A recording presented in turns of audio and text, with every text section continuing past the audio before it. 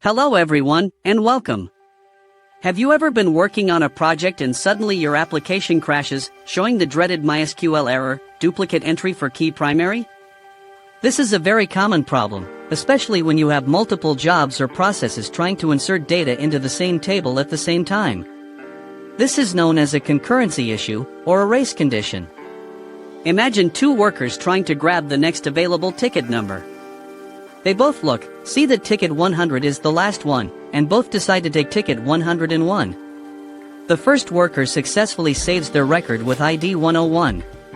But when the second worker tries to do the same, the database stops them because that primary key already exists. So, how do we fix this for good? Let's explore a few effective solutions. The absolute best and most recommended solution is to let MySQL handle the ID generation for you using an auto_increment primary key. When you define your table, you simply declare your primary key column with the auto_increment attribute. This tells MySQL to automatically assign a new, unique, and sequentially increasing number every time a new row is inserted. The database manages this process internally in a way that is safe for concurrent operations, completely eliminating the race condition. It's the standard, most efficient way to handle unique integer IDs. A second strategy is useful when you need to handle potential duplicates gracefully. You can use the insert ignore statement. If you try to insert a row that would cause a duplicate key error, insert ignore tells MySQL to simply skip the insertion and move on without throwing an error.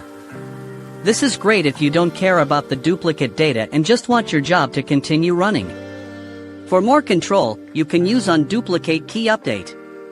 This powerful command lets you define what should happen if a duplicate is found. Instead of failing or ignoring, you can update the existing row. For example, you could update a timestamp or a status column.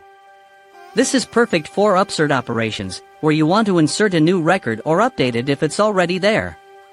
A third, less common approach is to use Universally Unique Identifiers, or UUIDs. Instead of asking the database for the next ID, your application generates a long, random, and globally unique string before the insert. The chances of two jobs generating the same UUID are astronomically small, so you can insert concurrently without worrying about collisions. While this is a very robust solution for distributed systems, keep in mind that UUIDs are larger than integers and can have a slight performance impact on indexing. A final method, which should be used with caution, is table locking. Your job could explicitly lock the table, perform its read and write operations, and then unlock it. This guarantees that no other process can interfere, but it comes at a huge cost to performance because it forces all your jobs to run one by one, destroying any benefit of concurrency. It's generally best to avoid this unless absolutely necessary. Thank you so much for watching. I hope this explanation helps you resolve those pesky duplicate entry errors in your own projects. If you found this video helpful and want to see more tutorials like this, please consider giving it a like and subscribing to the channel. Your support means a lot and allows us to keep creating useful content for everyone. See you in the next one.